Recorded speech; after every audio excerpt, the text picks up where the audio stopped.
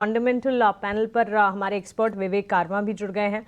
विवेक, वैसे real estate पर आपने बढ़िया अंदाज में BHK का कॉन्सेप्ट समझाया, वैसे ही होटल स्पेस का जिक्र अभी मैं वैशाली जी के साथ कर रही थी, तो उनसे उनका नज़रिया जान रही थी। उन्हें fundamental basis hotel sector, leisure sector को इस वक्त कैसे देख रहे हैं आप, और आने वाले एक क्वार्टर के लिए अगर 2 से 3 महीनों की बात करें, किस तरह के सेंटिमेंट्स डेवलप हो रहे हैं? क्योंकि अपसाइकिल तो है और इस इंडस्ट्री में आगे भी अपसाइकिल जो है वो जारी रहने की ही बातचीत रिपोर्ट्स में भी नज़र आ रही है।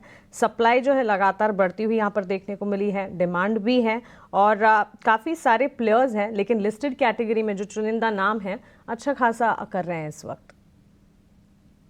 Good morning. पहले तो पूरे पैनल को एक अपडेट देना चाहूंगा। अब मुझे एक्चुअली एग्जैक्टली याद नहीं है, आप थी या फिर सृष्टि या फिर अभिषेक, तीनों में से कोई एक था जो 4-5 दिन पहले आपने मुझे इंडियन होटल्स के लिए पूछा था।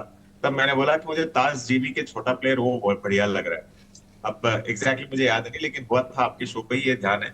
और कल का आप ताज जीवीके का मूवमेंट देख लीजिए, जबरदस्त मूवमेंट आया है। तो ऐसे डिस्क्लोजर जिस दिन मैंने बोला था उस दिन था मेरे पास, लेकिन अब 400 के ऊपर और थोड़ा और ऊपर जाएगा तो प्रॉफिट बुकिंग करने का भी टाइम आएगा। तो ये एक अपडेट है जो स्टॉक पे जिक्र हुआ था।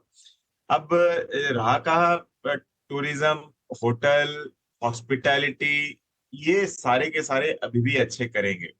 देखिए, इंडिया में एक्चुअली आप अगर देखो, ओवरऑल जो इनफ्लो ऑफ टूरिस्ट है पिछले साल के मुकाबले इस साल थोड़ा सा कम है। और टूरिस्ट को काफी दिक्कतें हो रही है। मतलब जो सॉफ्ट इंफ्रास्ट्रक्चर बोलते हैं ना, अगर आप रोड पे चल रहे हो और आपको वॉशरूम चाहिए तो ये मिलना बहुत मुश्किल हो जाता है, जैसे फॉरेन कंट्रीज में इजीली अवेलेबिलिटी रहती है।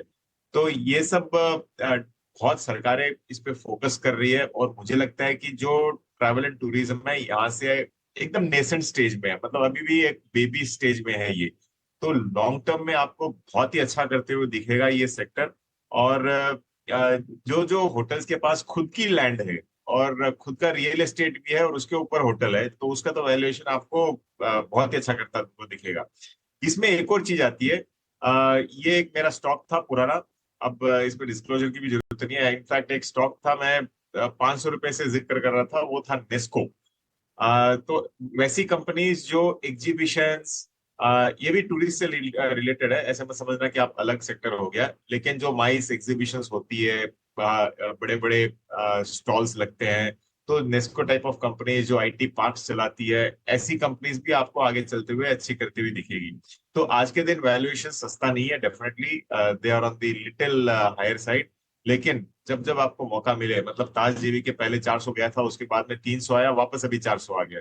तो ऐसे स्टॉक्स आपको जब मूवमेंट देते हैं, आपको फायदा उस समय उठाना चाहिए। तो अपने एडवाइजर के साथ जुड़े रहो लगातार, क्योंकि जब ये मौका मिलता है, कोई जरूरी नहीं है उस दिन हम लोग शो पे हो या फिर उसके बारे में बात करें, लेकिन मुझे ओवरऑल सेक्टर बहुत अच्छा लग रहा है।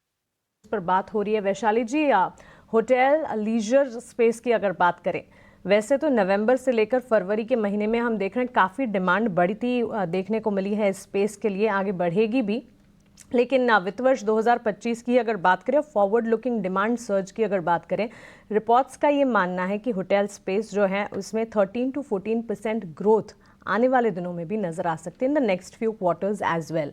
जाहिर सी बात है, ये समय है इस वक्त last month of the year, और उसके बाद जनवरी फरवरी तक ये सीजन जो है बिल्कुल चलेगा। होटल स्पेस पर एक टेक आपका जरूर जानना चाहेंगे।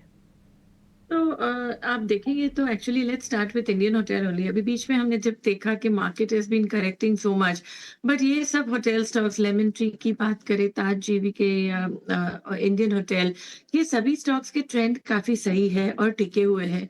सो दैट इम्प्लाइज के ये सब स्टॉक्स में काफी स्ट्रेंथ फिलहाल दिख रही है। तो आई थिंक ये कंटिन्यू रहना चाहिए। और मैं इंडियन होटल को क्वाइट क्लोजली ट्रैक कर रही हूँ। तो आई वुड से दैट फिलहाल जिनको लेना भी है, तो 830 के मेजर सपोर्ट के साथ इसको खरीदा जा सकता है। और look for a trading target 890 का एक रेजिस्टेंस बनेगा। एक बार इसको क्रॉस करता है तो आई थिंक 920 के भी टारगेट्स दिख सकते हैं। सो इसी अनुसार I think even Lemon Tree all are doing very well. तो मेरा मानना है, जैसे कि टेक्निकल प्रोजेक्शंस देखते हैं और चार्ट रीडिंग करते हैं, तो आई थिंक स्टॉक्स में काफी स्ट्रेंथ दिख रही है। So I think it is in sync with the view.